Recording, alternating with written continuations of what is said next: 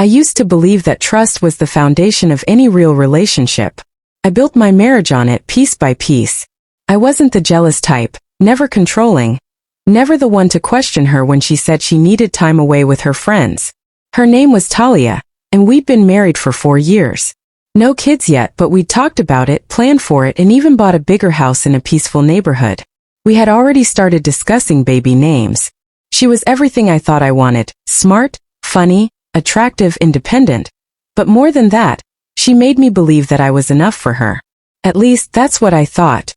Until the day she returned from her so-called girls' trip. It all started like any other casual plan. She told me that her college friends were having a reunion trip to Miami. She said it had been long overdue. I didn't flinch. In fact, I encouraged her to go. I told her I'd take care of the house and the cat, and maybe even catch up on some work I'd been putting off. She hugged me and thanked me for trusting her. I remember that night clearly. She kissed me at the door with her suitcase in hand, smiled like everything was perfectly normal.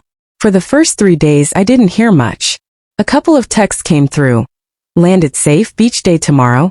No Wi-Fi at the Airbnb, but I'll check in soon. Then silence. 2 days passed. Then 3. No photos. No calls. Not even a good night text. I figured maybe she was just caught up in the fun, and I wasn't the needy type, so I didn't think much of it. But deep down I knew something didn't feel right. When she finally returned, I picked her up at the airport. She seemed different. Not just tired or sunburned, but nervous. She barely made eye contact, gave me a quick hug, and didn't touch my hand in the car. We got home and she immediately went to shower. I sat in the living room waiting. Her phone lit up on the counter, and something urged me to look. I swear I had never done that before, but for some reason I did that day. There it was, a message from someone named Jay. The preview read, "Damn girl, I still can't believe what we did that night. Hope you're not." Followed by a smiling face. My stomach dropped. I opened the message and I wish I hadn't. Photos, voice notes, hotel receipts, conversations filled with things I never imagined my wife would say. I sat there, numb, unable to process what I was reading. I didn't even hear her walk into the room. When she saw me holding her phone, her face froze. "Talia," I said, my voice trembling. "What is this?" She didn't try to deny it. She sat down, lowered her head and whispered, "It was a mistake. I was drunk. I didn't mean for it to happen, but it wasn't just one night.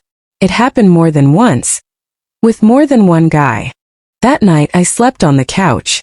I didn't have the strength to yell.